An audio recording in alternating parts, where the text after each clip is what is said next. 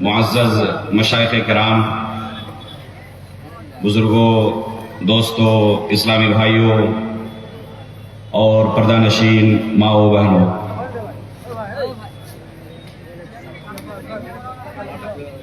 بہت سارے احباب کی طرف سے یہ درخواست تھی کہ بنگلہ زبان میں ہی خطاب کیا جائے، لیکن افسوس کی بات یہ ہے کہ جب مجھے یہ زبان صحیح طریقے سے نہیں آتی، بچپنے سے ہی اردو ماحول میں رہنے کی وجہ سے اس زبان سے کما حقہ واقف نہیں ہوں، اور کبھی اس طرح کوئی پریکٹس بھی نہیں کی کہ بنگلہ زبان میں اس طرح خطاب کیا جائے، اس لیے بہت ہی زیادہ معذرت خواہ ہوں۔ البتہ شیخ محترم سے گزارش کروں گا کہ آخر میں 5-7 منٹ اگر اس خطاب کا خلاصہ وہ پیش کر دیں تو بہت اچھا ہوگا۔ انشاءاللہ اپنی طرف سے میں پوری کوشش کروں گا کہ اردو ہی ہو، لیکن حتی الامکان آسان الفاظ میں بولا جائے، اور انشاءاللہ چونکہ آپ جھارکھنڈ سے بہت قریب ہیں، بہار سے قریب ہیں، اس لیے اردو سمجھنے میں مجھے نہیں لگتا کہ بہت زیادہ آپ کو پریشانی ہوگی۔ انشاءاللہ آپ لوگ سمجھیں گے باذن اللہ تعالی۔ اللہ رب العالمین ہمارے لیے سمجھانا اور سمجھنا دونوں آسان کر دے۔ محترم حاضرین، ابھی آپ کے سامنے جو خطبۃ الحاجہ پیش کیا گیا ہے، یہ خطبہ تقریباً ہر خطیب سے، ہر مقرر سے آپ سنتے ہیں۔ جمعہ کے خطبے کے اندر بھی ہر ہفتے یہ خطبہ سنتے ہیں۔ نبی صلی اللہ علیہ وسلم اپنے دروس، اپنی محفلوں میں، مجلسوں میں، جمعہ کے خطبوں میں اس خطبے کو صحابہ اکرام کے سامنے بار بار پڑھتے تھے، حالانکہ صحابہ اکرام کی زبان عربی زبان تھی۔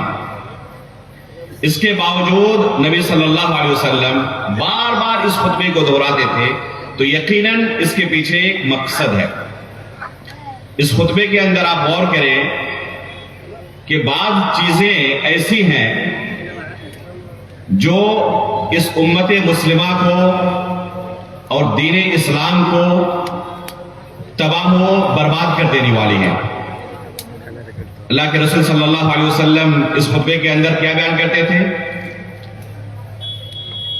کل بدعت ضلالہ وکل ضلالۃ فی النار، کہ ہر بدعت گمراہی ہے، اور بدعت یہ انسان کو جہنم تک لے جانے والی ہے۔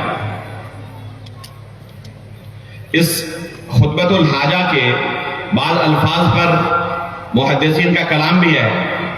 علامہ البانی رحمہ اللہ نے خطبۃ الحاجہ کے نام سے پتلی سی کتاب بھی لکھی ہے، اور اس کے الفاظ پر بحث کی ہے کہ کون سا لفظ کس طریق سے آیا ہوا ہے، کس سند سے آیا ہوا ہے۔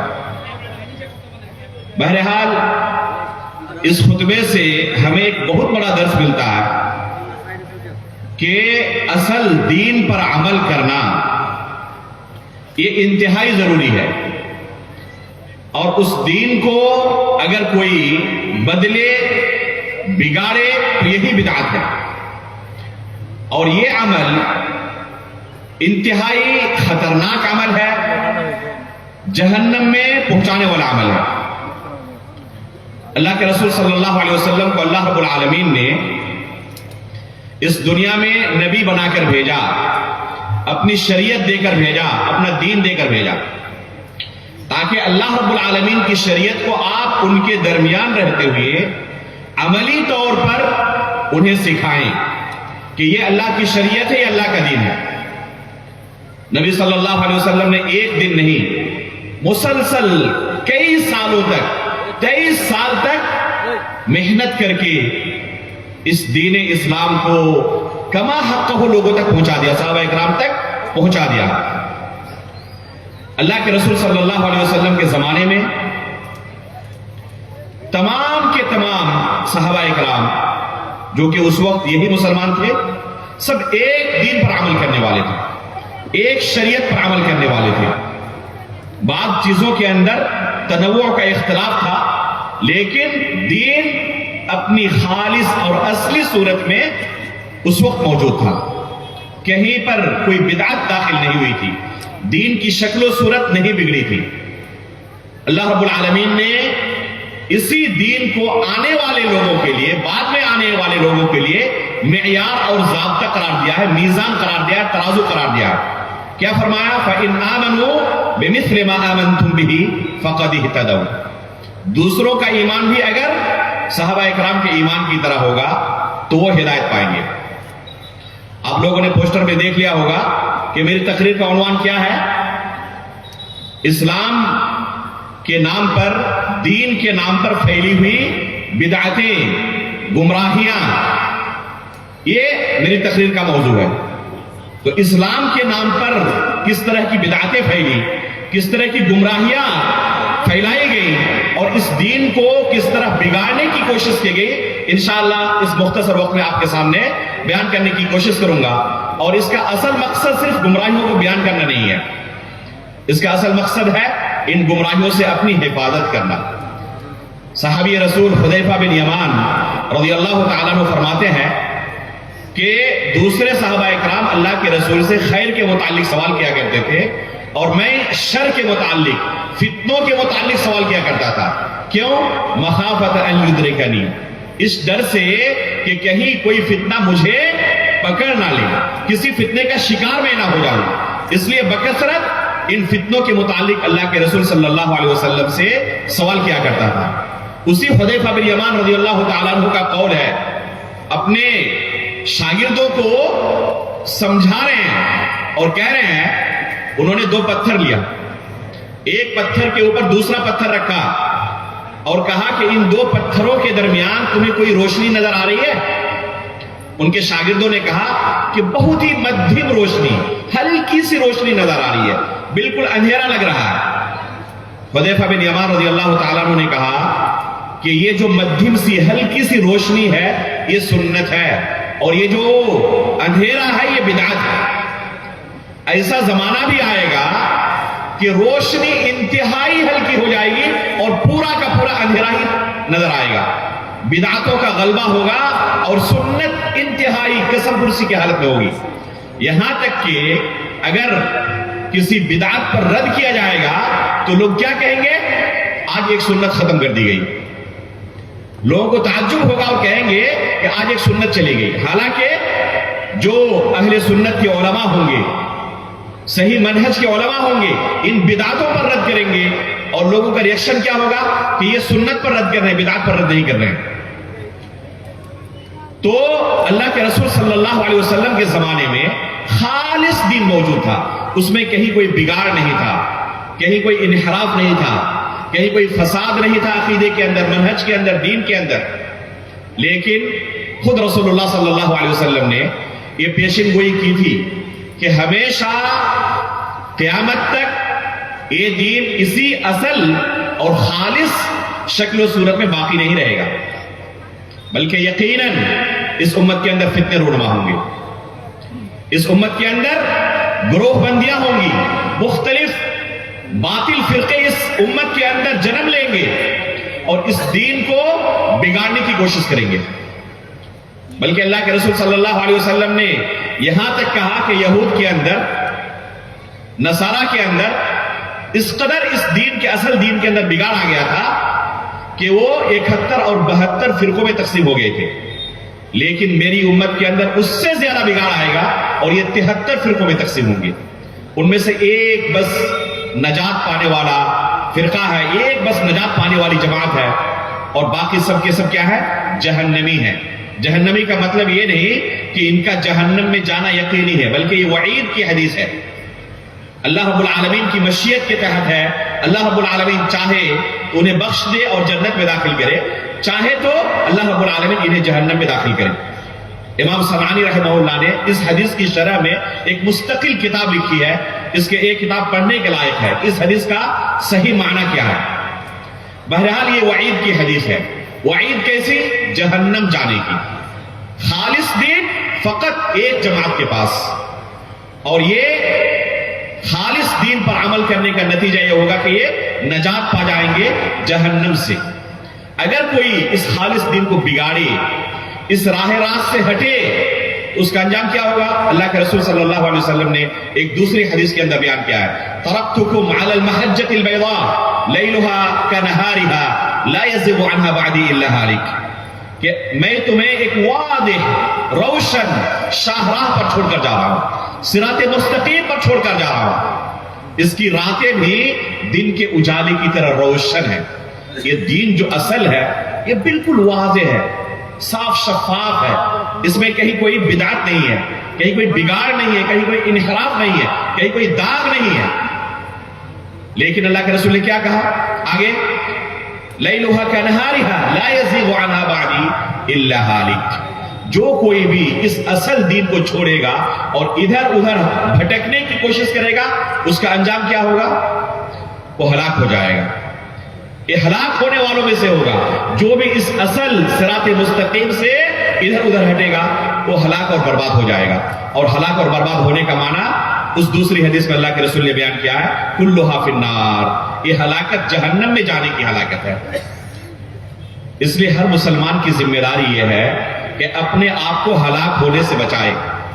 اسی وجہ سے حذیفہ بن یمان رضی اللہ تعالیٰ عنہ بکثرت اللہ کے رسول سے ان فتنوں کے متعلق سوال کیا کرتے تھے، اور اللہ کے رسول صلی اللہ علیہ وسلم انہیں بتاتے بھی تھے، بلکہ عمومی مجالس کے اندر بھی صحابہ اکرام کے سامنے اللہ کے رسول صلی اللہ علیہ وسلم بکثرت ان فتنوں سے اپنی امت کو آگاہ کرتے، صحابہ اکرام کو آگاہ کرتے، عمومی طور پر بھی خصوصی طور پر بھی۔ بلکہ بعض فتنوں کا اللہ کے رسول صلی اللہ علیہ وسلم نے نام لے کر تنبیہ کی ہے کہ یہ فتنہ ظاہر ہوگا، یہ فتنہ ظاہر ہوگا، یہ فتنہ ظاہر ہوگا۔ اب اللہ کے رسول صلی اللہ علیہ وسلم کی احادیث دیکھیں، بہت سارے فتنوں کے متعلق آپ کو صراحت ملے گی۔ اللہ کے رسول نے پہلے ہی پیشین گوئی کی ہے کہ میری امت کے اندر یہ فتنہ ظاہر ہوگا۔ چنانچہ جس طرح دوسری پیشین گوئیاں ہیں، یہ پیشین گوئی بھی 100% صحیح ثابت ہوئی، اور یہ ممکن ہی نہیں ہے کہ اللہ کے رسول صلی اللہ علیہ وسلم کسی چیز کی خبر دے اور وہ خبر غلط ہو جائے، کیونکہ اللہ کے رسول صلی اللہ علیہ وسلم اپنی طرف سے کوئی بات نہیں کہتے تھے۔ وما ينطق عن الهوى ان هو الا وحی یوحى، یہ اللہ رب العالمین کی طرف سے وحی ہوتی تھی، جو کچھ اللہ کے رسول کہتے تھے یہ اللہ رب العالمین کی طرف سے وحی ہوتی تھی۔ کس طرح اللہ کے رسول صلی اللہ علیہ وسلم کی پیشین گوئی 100% سچ ثابت ہوتی تھی، اس کا ایک نمونہ ملاحظہ فرمائیں۔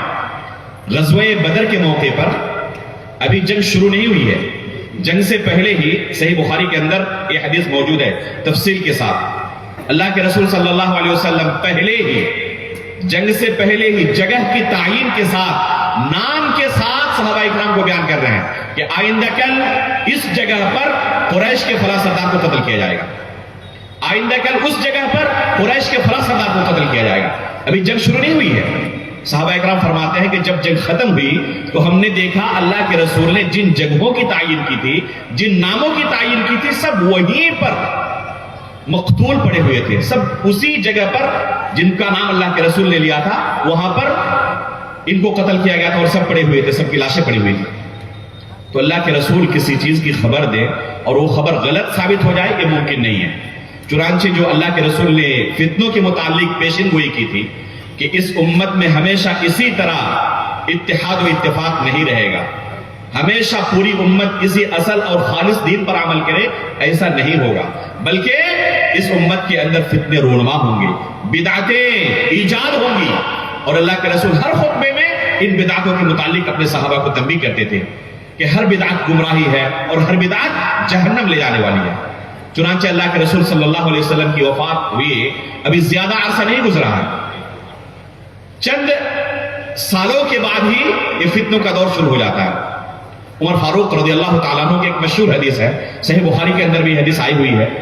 حذیفہ بن یمان رضی اللہ تعالیٰ عنہ سے عمر فاروق رضی اللہ تعالیٰ عنہ درخواست کرتے ہیں کہ فتنوں کے متعلق جو حدیث آپ سنے ہیں اس کے متعلق مجھے بتائیں۔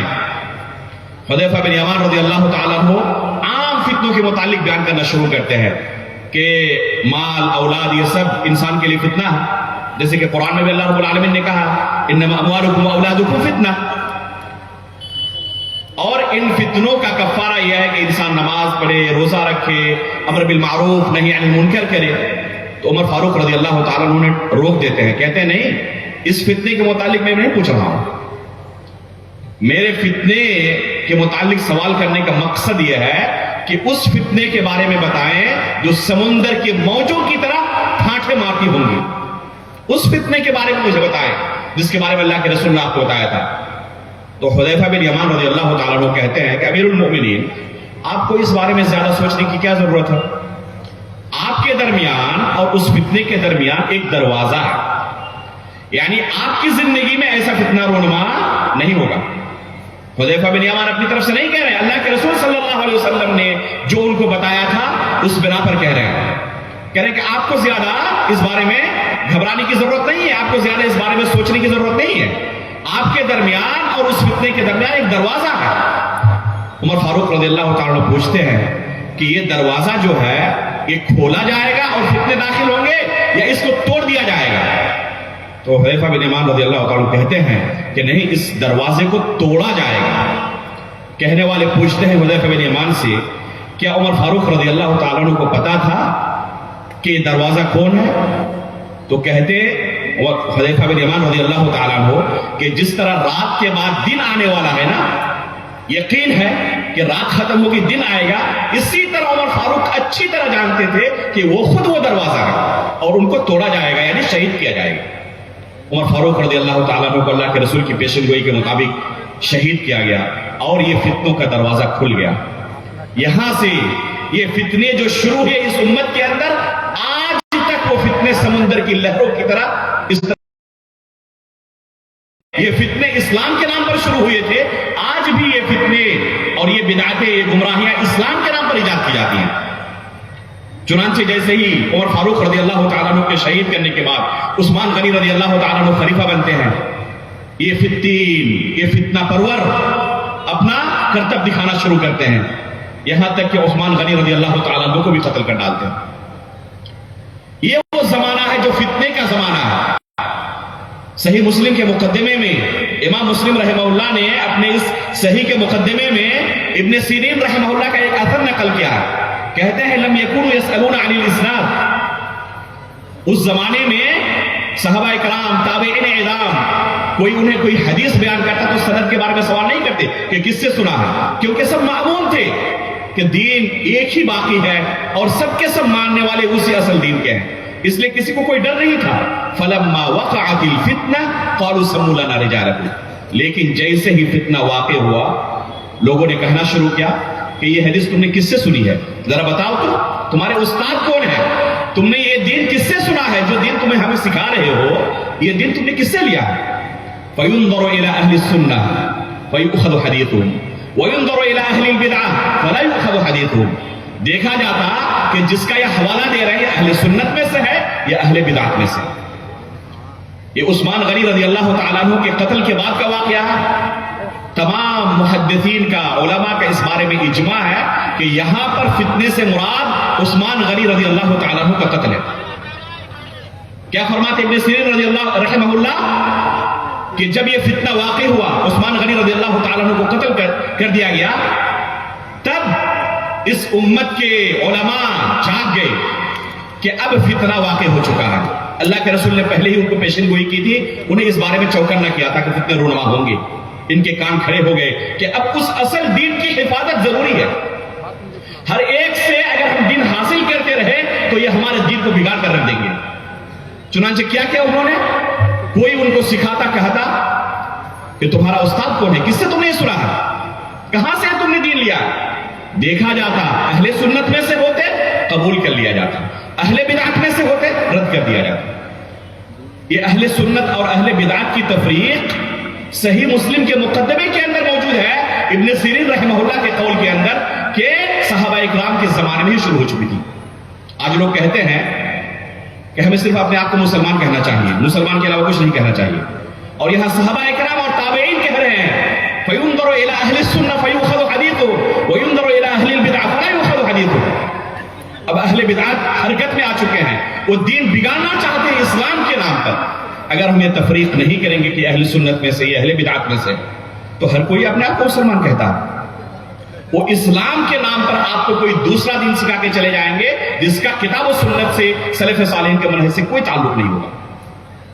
چنانچہ یہی سے تمیز شروع ہوتی ہے اہل سنت اور اہل بدعت کے درمیان، اور یہاں سے یہ فتنے اس امت کے اندر داخل ہونا شروع ہوتے ہیں۔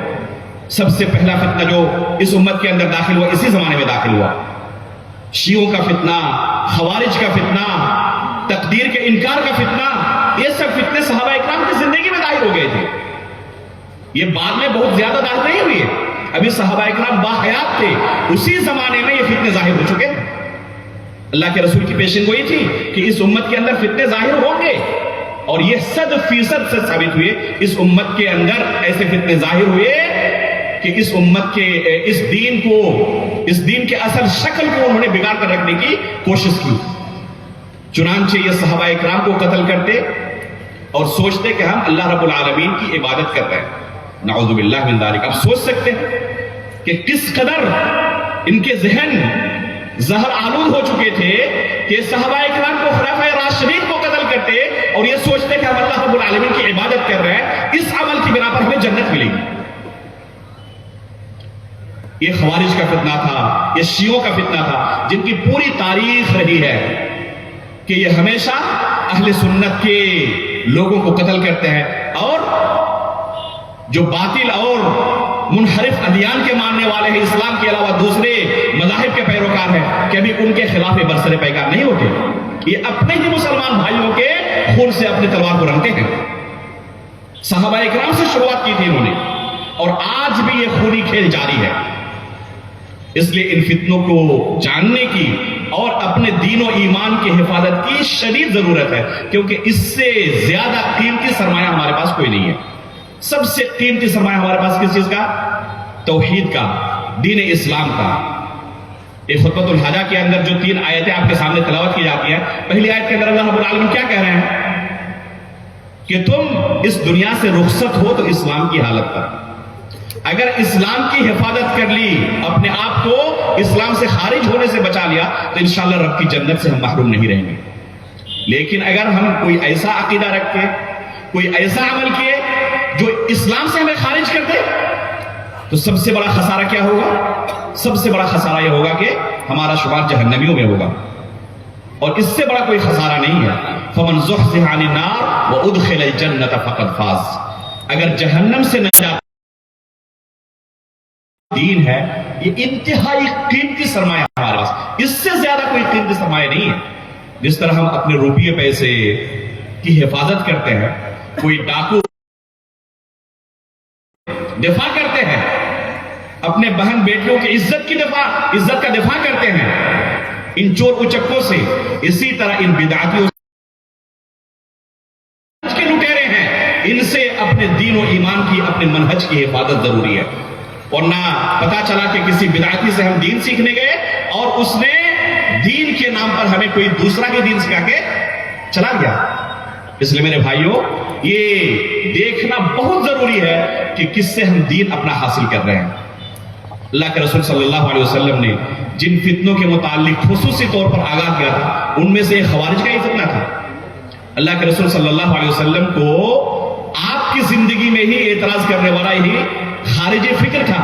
اللہ کے رسول نے جب غزوہ حنین کے بعد مال غنیمت کو تقسیم کیا اور قریش کے بڑے بڑے سرداروں کو بہت زیادہ مال غنیمت دیا، اور انصار کو اور دوسرے صحابہ کرام کو اس مال غنیمت میں سے وہ حصہ نہیں ملا، تو فوراً اسی خارجی فکر نے اللہ کے رسول پر بھی اعتراض کیا اور کہا کہ اس تقسیم کے اندر اللہ رب العالمین کی رضامندی کا خیال نہیں رکھا گیا، اس میں انصاف نہیں کیا گیا۔ اللہ کے رسول صلی اللہ علیہ وسلم غصے کے عالم میں آگے اور کہا کہ مجھے اگر میں انصاف نہ کروں تو اور کون کرنے والا انصاف ہے؟ اللہ رب العالمین مجھے امین سمجھتا ہے، لیکن تم مجھے امین نہیں سمجھتے۔ پھر اللہ کے رسول نے کیا کہا تھا کہ اسی کی نسل سے آئندہ ایسے لوگ ظاہر ہوں گے جو تلاوت قرآن بہت زیادہ کریں گے، عبادت میں ہمیشہ مشغول رہیں گے، بڑے نیک متقی پرہیزگار تمہیں نظر آئیں گے، لیکن حقیقت میں اسلام کے ساتھ کوئی تعلق ان کا نہیں ہوگا. قرآن پڑھیں گے لیکن حلق سے نیچے نہیں اترے گا. یہ دین سے اسی طرح نکل جائیں گے جس طرح تیر کمان سے نکل جاتا ہے. آگے اللہ کے رسول فرماتے ہیں کہ اگر یہ مل گئے تو میں انہیں عاد اور ثمود کی طرح ان کو قتل کروں گا. بلکہ اللہ کے رسول نے ایک حدیث میں کہا کہ ان کے سردار کو قتل کرنے والا اس امت کا سب سے خوش نصیب بندہ ہوگا. علی رضی اللہ تعالیٰ عنہ نے اپنے دور خلافت میں ان خوارج سے جنگ کیا تھا. جنگ نہروان میں جب جنگ ختم ہوئی تو علی رضی اللہ تعالیٰ عنہ نے کہا اپنے ساتھیوں سے کہ ذرا مقتولین میں دیکھو کہ اللہ کے رسول نے جو صفت بیان کی تھی خوارج کے سردار کی کہ اس کے ہاتھ میں خواتین کے عورتوں کے پستان کی طرح ایک ابھار ہوگا, موجود ہے یا نہیں ہے. جب لوگوں نے تلاشا تو وہ خارجیوں کا سردار مل گیا مقتولین میں سے, جس کے بارے میں اللہ کے رسول نے خوشخبری سنائی تھی. علی رضی اللہ تعالیٰ عنہ فوراً سجدے میں گر جاتے ہیں خوشی کے عالم میں کہ اللہ کے رسول نے پیشن گوئی جو کی تھی وہ میرے حق میں آئی. یہ خوشخبری علی میرے حق میں آئی. علی رضی اللہ تعالیٰ عنہ سجدے میں گر پڑے. اسی زمانے میں شیعوں کا فتنہ ظاہر ہوا تھا, جنہوں نے کیا کہنا شروع کیا علی رضی اللہ تعالیٰ عنہ آپ ہی خدا ہے, آپ ہی اللہ ہے. نعوذ باللہ من ذالک. لفظ خدا کے اوپر بھی آپ لوگوں نے کافی سنا ہوگا یہ اللہ رب العالمین کا نام نہیں ہے. تو وہ علی رضی اللہ تعالیٰ عنہ کو اپنا معبود سمجھتے تھے, علی رضی اللہ تعالیٰ عنہ کو الہ کہتے تھے. علی رضی اللہ تعالیٰ عنہ نے ان کے ساتھ کیا سلوک کیا, ایک گڈھے میں ڈال کر ان کو آگ لگا دی, زندہ جلا دیا. عباس رضی اللہ تعالیٰ عنہ کو جب خبر پہنچی تو انہوں نے کہا کہ اگر میں ہوتا تو انہیں قتل کرتا کیونکہ یہ مرتد ہیں, انہیں آگ کے حوالے نہ کرتا. لیکن وہ بھی اس بات پر متفق ہیں یہ مرتد ہو چکے ہیں.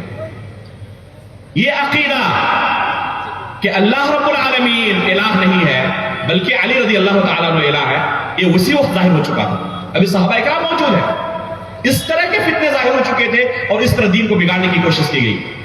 یہاں تک کہ صحابہ کرام کی تکفیر کی گئی کہ یہ سب کے سب نعوذ باللہ من ذالک رسول اللہ صلی اللہ علیہ وسلم کی وفات کے بعد کیا ہو گئے تھے, سب کے سب مرتد ہو گئے تھے. جو صحابہ کرام کو ابو بکر صدیق رضی اللہ تعالیٰ عنہ کو, عمر فاروق رضی اللہ تعالیٰ عنہ کو, دوسرے صحابہ کرام کو کافر سمجھتے ہو, کیا خیال ہے وہ آپ کو اور ہمیں مسلمان سمجھتے ہوں گے؟ لیکن اس کے باوجود کچھ لوگوں کی آنکھیں نہیں کھلتی ہیں. ان روافض اور شیعوں کو اپنا بھائی سمجھتے ہیں اور ان کے حق میں اہل سنت کو گالی دیتے ہیں, کہتے ہیں وہی اسلام کی حقیقت میں خدمت کر رہے ہیں اور مسلمانوں کے لیے وہی حقیقت میں جنگ لڑ رہے ہیں. جو ابو بکر صدیق رضی اللہ تعالیٰ عنہ کو, عمر فاروق رضی اللہ تعالیٰ عنہ کو, اما عائشہ رضی اللہ تعالیٰ عنہ کو مسلمان نہ سمجھے, ام المؤمنین عائشہ رضی اللہ تعالیٰ عنہ پر ذرا کی تہمت لگا, کیا خیال ہے وہ آپ کی بہو بیٹیوں کو پاک باز سمجھیں گے, آپ کو مسلمان سمجھیں گے؟ اس کے باوجود بھی ہماری آنکھیں نہیں کھلتی ہیں اور ان کے دامے فریب میں ہم پھنس جاتے ہیں. اللہ رب العالمین ہماری آنکھیں کھول دے. ابھی صحابہ کرام موجود ہیں, تقدیر کے انکار کا فتنہ شروع ہو گیا. صحیح مسلم کی پہلی حدیث پڑھیں, جیسے مقدمہ ختم ہوتا ہے اور اصل کتاب شروع ہوتی ہے, امام مسلم نے پہلی حدیث جو ذکر کی ہے حدیث جبریل کے نام سے مشہور ہے. یہ اس کے شروع میں جو اصل حدیث شروع ہوتی ہے اس سے پہلے ایک قصہ بیان کیا امام مسلم رحمہ اللہ نے اپنی صحیح سند سے. چنانچہ فرماتے ہیں کہ بصرہ سے دو جلیل القدر عالم دین آتے ہیں علماء تابعین میں سے, یحییٰ بن یعمر اور حمید بن عبد الرحمن الحمیری. یہ دونوں جلیل القدر تابعین میں سے ہیں جن کی حدیثیں صحیح مسلم کے اندر موجود ہیں. یہ دونوں بصرہ سے تشریف لاتے ہیں, کہاں, مکہ مکرمہ. آپس میں چرچا کرتے ہیں, گفتگو کرتے ہیں, کاش کہ یہاں کوئی صحابی رسول مل جاتے, ہم ان سے اپنے علاقے میں جو فتنہ ظاہر ہوا ہے اس فتنے کے متعلق سوال کرتے. اس میں ہمارے لیے بہت بڑا درس ہے. وہ خود جلیل القدر عالم دین ہے, لیکن جب کوئی فتنہ ظاہر ہوا تو ہر کوئی فتنے کے وقت زبان کھولنے کا حق نہیں رکھتا, اہلیت نہیں رکھتا. اور آج دیکھیں جیسے ہی اس طرح کا کوئی فتنہ ظاہر ہوتا ہے, ہر کوئی چاہے پڑھنا لکھنا آتا ہو یا نہ آتا ہو اپنی رائے دے رہا ہے فیس بک پہ, واٹس ایپ کے اندر. کبار علماء خاموش ہیں اور یہ پوسٹ پر پوسٹ لکھے جا رہے ہیں. یہ کبھی بھی اہل سنت والجماعت کا منہج نہیں رہا کہ فتنوں کے زمانے میں ہر کوئی اپنی اپنی رائے رکھے. چنانچہ وہاں سے آتے اور کہتے کاش یہاں کوئی صحابی رسول مل جاتے، ان سے ہم اپنے علاقے میں جو فتنہ ظاہر ہوا اس فتنے کے متعلق سوال کرتے۔ اسی دوران دیکھتے ہیں جلیل القدر صحابی رسول عبداللہ بن عمر رضی اللہ تعالیٰ عنہ مسجد حرام کے اندر داخل ہو رہے ہیں۔ چنانچہ یہ دونوں لپکتے ہیں، ایک دائیں جانب ایک بائیں جانب ہو جاتے ہیں، اور ان سے کہتے ہیں کہ ہمارے علاقے میں معبد الجہنی نام کا ایک شخص ظاہر ہوا ہے جو کہتا ہے تقدیر نام کی کوئی چیز نہیں ہے، اور اس سے پہلے ان کی صفات بیان کرتے ہیں اس شخص کی اور ان کے حواری ماواری کی۔ یتکفرون العلم ویقرؤون القرآن، یہ قرآن بہت زیادہ پڑھتے ہیں، علم کی باتیں کرتے ہیں، یہ کوئی جاہل نہیں ہے، یہ علم کے ساتھ جڑے ہوئے لوگ ہیں، باریک سے باریک نقطہ لے کے آتے ہیں۔ اور اللہ کے رسول کی حدیث میں ابھی آپ کو بیان کر چکا ہوں کہ تقوی و پرہیزگاری کے اندر، یہاں تک کہ ایک حدیث میں اللہ کے رسول نے کہا صحابہ کرام کو کہ تم اپنی عبادت کو ان کی عبادت کے آگے حقیر سمجھو گے، اتنے عبادت گزار ہوں گے کہ ان کی عبادت سے لوگ دھوکے کھا جائیں گے، لیکن اصل دین تمہیں پیش نہیں کریں گے۔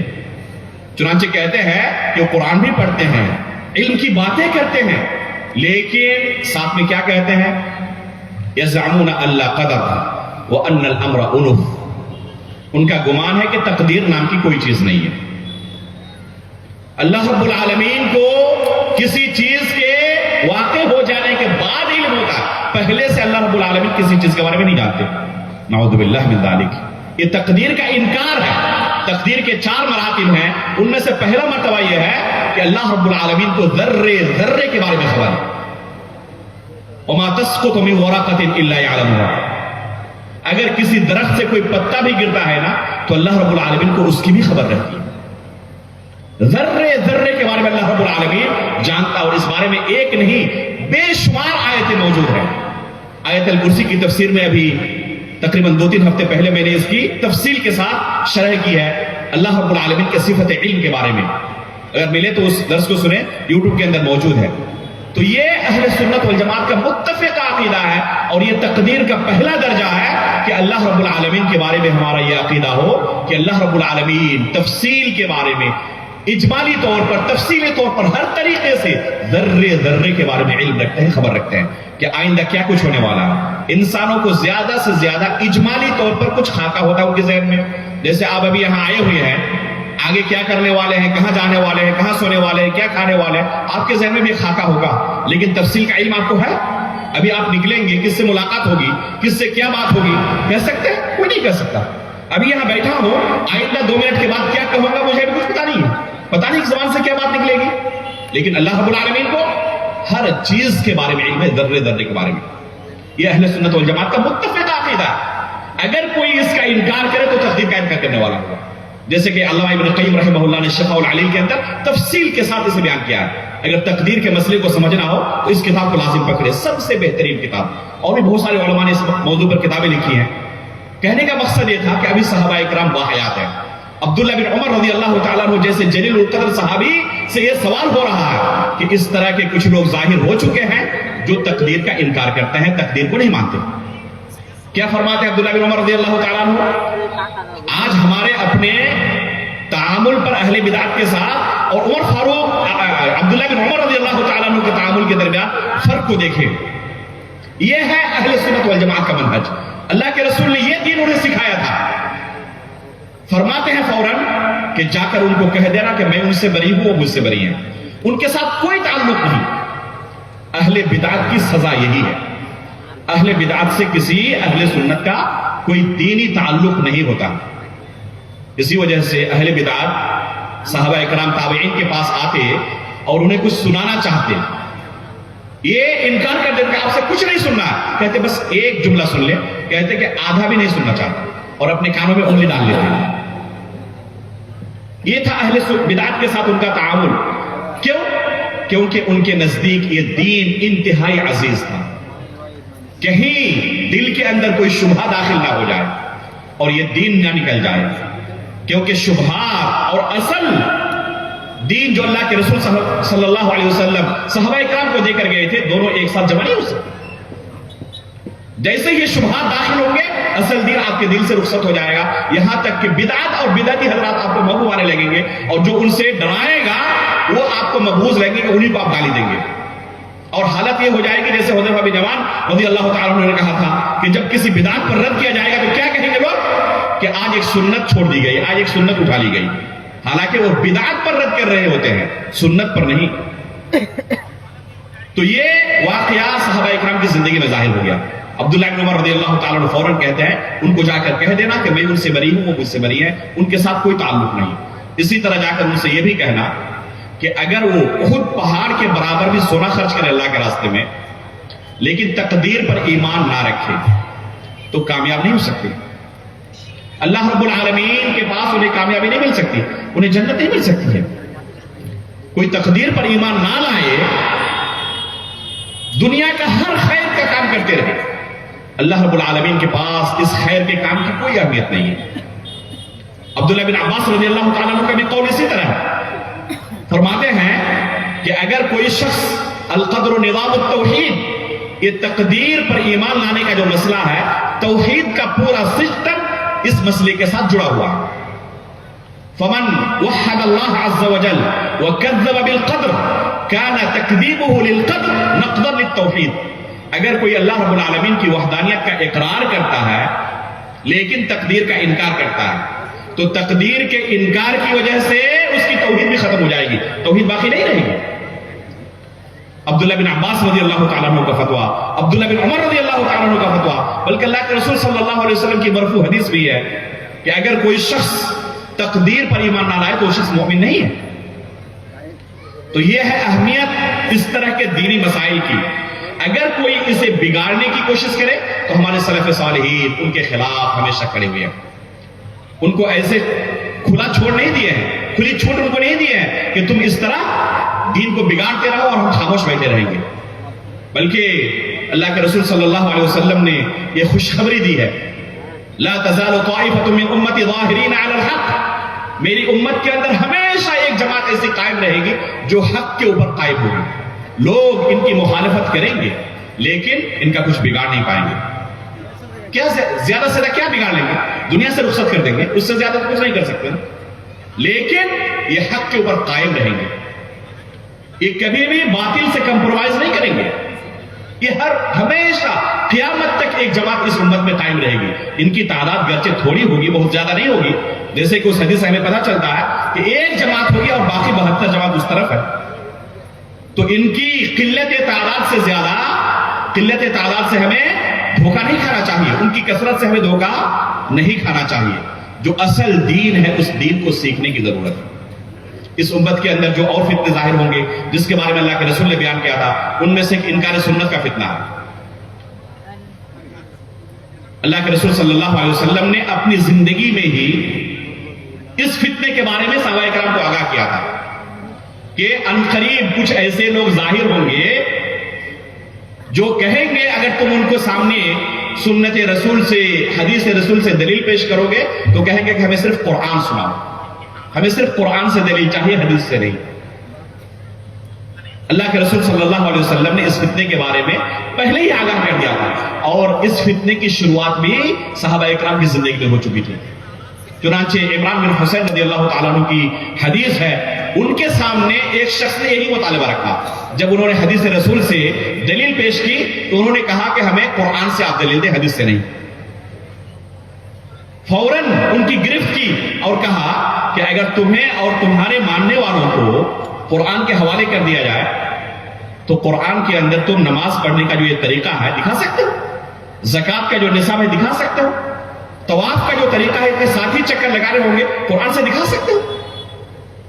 تو حقیقت میں یہ جو منکرین سنت ہوتے ہیں یہ منکرین قرآن بھی ہوتے ہیں، کیونکہ اللہ رب العالمین نے قرآن کے اندر ہی رسول اللہ صلی اللہ علیہ وسلم کی اطاعت کا حکم دیا ہے۔ ایک دو نہیں، بے شمار آیتیں ایسی ہیں جن آیتوں کے اندر اللہ رب العالمین نے حدیث رسول کو حجت قرار دیا۔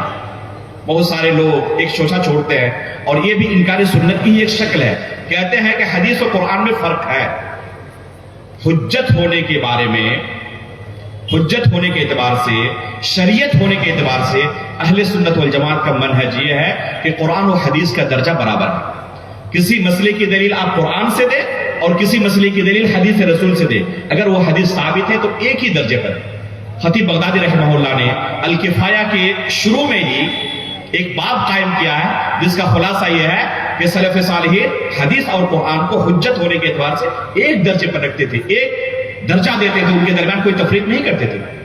لیکن کچھ ایسے مفکرین ہمارے اس بر صغیر کے اندر بھی پیدا ہوئے جنہوں نے زور و شور سے یہ شوشہ اٹھایا کہ قرآن کا درجہ حدیث رسول سے اوپر ہے، پہلے قرآن کو رکھیں گے اس کے بعد حدیث کو، اگر ٹکرائے تو حدیث پر عمل نہیں ہوگا، قرآن پر عمل ہوگا، کیونکہ یہ قرآن ہے، یہ حدیث ہے۔ میرے بھائیوں، شرف کے اعتبار سے، مقام و مرتبے کے اعتبار سے یقیناً قرآن یہ اللہ رب العالمین کی کتاب ہے، حدیث رسول اللہ صلی اللہ علیہ وسلم کا کلام ہے، یہ کلام اللہ نہیں ہے، لیکن یہ وحی ہے اللہ رب العالمین کی طرف سے، اس کی تلاوت عبادت ہے، اس کے لیے علماء نے وہ شروط نہیں رکھے جو قرآن کے لیے رکھے ہیں، معروف مسائل قرآن کے ساتھ۔ تو یہ اس مقام و مرتبے کے اعتبار سے، شرف کے اعتبار سے فرق ہے، لیکن حجت ہونے کے اعتبار سے، شریعت ہونے کے اعتبار سے دونوں برابر ہیں۔ چنانچہ ہمارے ہی ملک کے اندر امین اختر اصلاحی، حمید الدین فراہی، ایسے مفکرین پیدا ہوئے جن کی کتابیں ہمارے نوجوان پڑھتے ہیں، اور اس طرح کی تفریق موجود ہے۔ علامہ شبلی نعمانی، جن کی ایک تحریر میں نے فیس بک کے اندر پوسٹ بھی کی تھی حدیث رسول کے بارے میں، بلکہ صحیح بخاری اور صحیح مسلم کے اندر یہ حدیثیں موجود ہیں، شکوک و شبہات پھیلاتے ہیں۔ مولانا مودودی نے اپنی کتاب کے اندر کتنی جگہوں پر صحیح بخاری اور صحیح مسلم کے اندر حدیثیں موجود ہیں اور شکوک و شبہات پھیلاتے ہیں، اور یہ اکثر و بیشتر کس کا سہارا لیں گے؟ آپ کو دیکھیں گے عقل کا سہارا لے کر حدیث رسول کے اندر شکوک و شبہات پھیلائیں گے، یا کبھی لوگوں کو گمراہ کرنے کے لیے کہیں گے یہ آیت، یہ حدیث قرآن کی فلایت کے مخالف ہے، اس وجہ سے اس حدیث کو آپ قبول نہیں کر سکتے، گرچہ صحیح بخاری کے اندر ہو۔ مثال کے طور پر اللہ رب العالمین نے قرآن کریم کے اندر ابراہیم علیہ السلام کو کیا کہا؟ ان ابراہیم کان صدیقا نبیا، کہتے ہیں کہ اللہ رب العالمین نے قرآن میں ابراہیم علیہ السلام کو سچا کہا، اور صحیح بخاری کی ایک حدیث ہے کہ ابراہیم علیہ السلام نے 3 مرتبہ جھوٹ بولا تھا۔ تو ہم قرآن کو مانیں یا صحیح بخاری کو مانیں؟ اس طرح دکھانا چاہتے ہیں کہ قرآن میں اور حدیث میں کیا ہے؟ تعارض ہے، نعوذ باللہ من ذالک۔ کہ رسول پر قرآن نازل ہوا، کوئی اللہ کے رسول سے بھی قرآن کو بہتر طریقے سے سمجھ سکتا ہے؟ اللہ کے رسول خود قرآن کی مخالفت کریں گے؟ اگر آپ یہ قبول کر لیتے ہیں کہ حقیقت میں حدیث کے اندر اور قرآن کے اندر ٹکراؤ ہے، تعارض ہے، تو آپ جانتے ہیں کہ کیا قبول کر رہے ہیں؟ کہ اللہ کے رسول صلی اللہ علیہ وسلم نے قرآن کی مخالفت کی ہے، نعوذ باللہ من ذالک۔ اور اس سے صرف ایک حدیث جاتی نہیں ہے، حقیقت میں حدیث کا پورا ذخیرہ مشکوک ہو جاتا ہے، کہ اگر ایک حدیث کے اندر غلطی کر سکتے ہیں تو دوسری میں بھی کر سکتے ہیں۔ اگر بخاری کی ایک حدیث چلی گئی تو کیا دوسری حدیث سے صحیح سالم رہ جائیں گی؟ اصل مقصد ذخیرہ سنت کو، احادیث رسول کو مشکوک کرنا ان کا ہوتا ہے، اور اس طریقے سے وہ لوگوں کو گمراہ کرتے ہیں، اور ہمارے نوجوان انہی لوگوں کو پڑھتے ہیں۔ سر سید احمد خان کتنے مسائل میں انہوں نے انکار کیا، میں نے اپنی کتاب منہج سلف کا دفاع میں ایک لمبی فہرست ذکر کی ہے، اور ان کے ایک ایک گمراہیوں کو بیان کیا ہے کہ کیسے یہ ہمارے نوجوانوں کو، جن کے لٹریچر ہمارے نوجوان پڑھتے ہیں، یہ گمراہ کرتے ہیں۔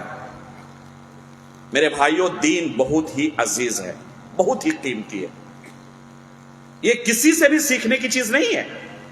اچھی طرح دیکھ لیں، سلف صالحین کہا کرتے تھے، صحیح مسلم کے مقدمے میں امام مسلم نے اسے بیان کیا ہے، ان ھذا العلم دین فانظروا عمن تاخذون دینکم، کہ یہ جو دین، یہ علم ہے، یہ حقیقت میں دین ہے۔ کسی سے آپ علم حاصل کر رہے ہیں کتاب و سنت کا، تو صرف علم حاصل نہیں کر رہے ہیں بلکہ دین سیکھ رہے ہیں۔ فانظروا عمن تاخذون دینکم، اچھی طرح جانچ لو، پرکھ لو کہ اپنا یہ دین تم کن سے سیکھ رہے ہو۔ اگر وہ حقیقت میں آپ کو صحیح دین سکھلا رہے ہیں تو سیکھیں، اور اگر دین کے نام پہ آپ کو بدعتیں، گمراہیاں سکھا رہے ہیں تو ایسے لوگوں سے دور رہنے کی ضرورت ہے۔ اسی طرح اللہ کے رسول نے جن فتنوں کے بارے میں اپنی زندگی میں آگاہ کر دیا تھا، ان میں سے ایک فتنہ کیا ہے؟ صحیح بخاری کی روایت ہے، ان ھذا العلم ينتزع انتزاعا حتى اذا لم يبق عالما اتخذ الناس رؤوسا جهالا، کہ آہستہ آہستہ یہ علم اٹھا لیا جائے گا، یہاں تک کہ جب علماء ختم ہو جائیں گے، کیا کریں گے؟ جاہلوں کو لوگ سردار بنانا شروع کر دیں گے، ان سے آ کر دین کے مسائل پوچھیں گے، دین سیکھنا چاہیں گے ان سے، اور کیا ہوگا نتیجے میں؟ یہ بلا علم لوگوں کو دین سکھائیں گے، خود انہوں نے دین کو سیکھا نہیں، خود انہوں نے دین کو پڑھا نہیں، اپنے ذہن میں جو ایک تصور تھا اسلام کا اسی کو دین بنا کر لوگوں کے سامنے پیش کر دیں گے. فَيَضِلُّونَ وَيُضِلُّونَ، یہ خود گمراہ ہوں گے، دوسروں کو گمراہ کریں گے. چنانچہ یہ فتنہ بھی بہت ہی شروع کے زمانے میں ظاہر ہو چکا. صحیح مسلم کا مقدمہ پڑھیں. ابو الزناد رحمہ اللہ کا قول نقل کیا امام مسلم نے. صحیح مسلم کا جو مقدمہ ہے واللہ اتنا انتہائی اہم مقدمہ ہے کہ اگر صرف اس مقدمے کو کوئی صحیح طریقے سے پڑھ لے تو اہل سنت والجماعت کا منہج اس کے لیے بالکل روز روشن کی طرح واضح ہو جائے گا. ابو الزناد رحمہ اللہ کا قول نقل کرتے امام مسلم رحمہ اللہ، ادرکت بالمدینۃ مئۃ کلھم مأمون لا یؤخذ عنہم العلم یقال لیس من اہلہ. مدینے کے اندر ایک دو نہیں، سینکڑوں، 100 لوگوں کو، اور مقصد سینکڑوں لوگوں کو، بے شمار لوگوں کو کہنا ہے کہ بے شمار لوگ ایسے موجود تھے جو مأمون تھے، انتہائی امانت دار. یہ لٹیرے چور اچکے نہیں تھے، امانت دار تھے، تقوی و پرہیزگار والے لوگ تھے. لا یؤخذ عنہم العلم، لیکن ان سے علم نہیں لیا جاتا تھا. یہ خود دوسروں کے سامنے آتے تھے علم سکھانے کے لیے کہ ہم سے دین سیکھو، لیکن نہیں، ان کے نزدیک دین بڑا قیمتی تھا، ہر ایک سے نہیں لیا جائے گا. کیا کہا جاتا؟ یقال لیس من اہلہ، یہ اہل علم میں سے نہیں ہے، اور اہل علم سے ہی دین کو سیکھا جاتا ہے. کسی بھی غیر اہل علم سے علم نہیں لیا جاتا، دین نہیں سیکھا جاتا. خطیب بغدادی رحمہ اللہ نے امام مالک رحمہ اللہ سے نقل کیا ہے کہ ان سے دین کیوں نہیں سیکھا جاتا. یہ خود سے سکھانا چاہتے تھے، کیوں نہیں سیکھا جاتا؟ کہتے ہیں کہ انہوں نے کتابوں سے اس علم کو رٹ لیا تھا، اساتذہ کے سامنے بیٹھ کر نہیں سیکھا تھا. آج بھی ایسے لوگ موجود ہیں یا نہیں؟ آج کے زمانے میں جنہیں ہم بردرس کہتے ہیں، یہ اس زمانے سے موجود تھے. یہ آج کی پیداوار نہیں ہے. جس طرح بعض لوگ کہتے ہیں نا کہ علماء پیچھے ہٹ گئے تو ان کو مجبوراً آنا پڑا. میرے بھائیوں، جو امام مسلم رحمہ اللہ کا زمانہ ہے اور اس سے پہلے کا زمانہ ہے جو اسلام کا سب سے سنہری دور ہے، اس زمانے میں یہ پیدا ہو چکے تھے. جو خیر القرون ہے اس زمانے میں پیدا ہو چکے تھے. نعوذ باللہ من ذالک، ان پر بھی آپ الزام لگائیں گے کہ انہوں نے کوتاہی کی تھی اس لیے ان کو میدان میں آنا پڑا تھا. یہ ہر زمانے میں موجود رہے ہیں، لیکن ہمیشہ سلف صالحین نے ان سے تحذیر کیا ہے کہ یہ دین کے لٹیرے ہیں جو خود دین نہیں جانتے. وہ آپ کو کیا سکھائیں گے؟ جنہیں قرآن پڑھنا نہیں آتا، حدیث پڑھنا نہیں آتا، وہ آپ کو دین سکھا سکتے ہیں. لیکن پتہ نہیں لوگوں کی عقل کہاں چلی جاتی ہے. ایسوں کو بھی وہ مفکر سمجھتے ہیں اور سمجھتے ہیں کہ یہ دین ہمیں سکھا سکتے ہیں. یہ تقابل ادیان کے ماہر ہیں. جو دین اسلام کا ماہر نہ ہو دوسرے دین ادیان کا کیسے ماہر ہو سکتا ہے؟ جو اللہ رب العالمین کے بارے میں، خصوصاً توحید اسماء و صفات کے بارے میں کلام کرے، جو سب سے مشکل ترین باب ہے. علماء کرام گھبراتے ہیں اس موضوع پر کلام کرنے سے. اور ایک شخص جنہوں نے کسی استاد سے علم حاصل نہ کیا ہو، جو ابھی عربی عبارت پڑھنا لکھنا نہ جانتا ہو، جو اصل مصادر ہیں منہج سلف کو سیکھنے کے، عقیدے کے، ان مصادر کا نام تک جو نہ جانتا ہو، یہ آپ کو توحید اسماء و صفات سکھا سکتا ہے، اللہ رب العالمین کے بارے میں بتا سکتا. وہ اللہ رب العالمین کے بارے میں وہی تصور دے گا جو اس کے ذہن میں، اور اس کے ذہن میں تصور توحید کا کون سا آیا؟ یہی باطل ادیان کی کتابوں کو پڑھ کر اور قرآن سے جو ذاتی طور پر انہوں نے سمجھا، کہتے ہیں دونوں کے اندر یکسانیت ہے. نعوذ باللہ من ذالک. میرے بھائیوں، ایمان بہت قیمتی ہے، ہر ایک سے سیکھنے کی چیز نہیں ہے. یہ فتنوں کا زمانہ آج سے نہیں، قدیم زمانے سے ہے، اور ہمیشہ سلف صالحین نے اس طرح کے لوگوں سے اپنے عوام کو بچانے کی کوشش کی ہے. آج بھی علماء یہی کام کر رہے ہیں. جس طرح شروع سے ان کی مخالفت ہوئی ہے، آج بھی مخالفت ہوتی ہے، لیکن ان کی ذمہ داری ہے کہ صحیح دین کی حفاظت کریں، اس کا دفاع کریں، اور ان باطل پرستوں سے اس دین کی کما حق ہو، جہاں تک ممکن ہو سکے دفاع کرتے رہیں اور صحیح دین لوگوں کو پہنچاتے رہیں. اور بھی بہت سارے فتنے ہیں جن کا حدیث کے اندر صراحت کے ساتھ اللہ کے رسول کی حدیث کے اندر تذکر آیا ہے. میرا وقت تقریباً ختم ہو جانے چلا ہے، اور میں نے شروع میں کہا تھا کہ انشاءاللہ شیخ محترم آخر میں 5-10 منٹ کے اندر میری اس تقریر کا خلاصہ بھی آپ کے سامنے بنگلہ میں پیش کریں گے. امید کرتا ہوں کہ شیخ محترم یہ عنایت کریں گے اور اس کا خلاصہ آپ کے سامنے بنگلہ زبان میں پیش کر دیں گے، تاکہ اگر کسی کو کچھ سمجھنے میں پریشانی ہوئی ہو تو اس کا خلاصہ سن کر اسے صحیح کر لیں. اللہ رب العالمین سے ہم دعا کرتے ہیں کہ اللہ رب العالمین ہمیں آخری سانس تک سلف صالحین کے منہج پر قائم رکھے. اللہ رب العالمین ایمان کی حالت پر ہماری وفات کرے، نبیین، صدیقین، شہداء و صالحین کے ساتھ ہمارا حشر کرے، آمین۔ تقبل رب العالمین، وصلی اللہ علی نبینا محمد۔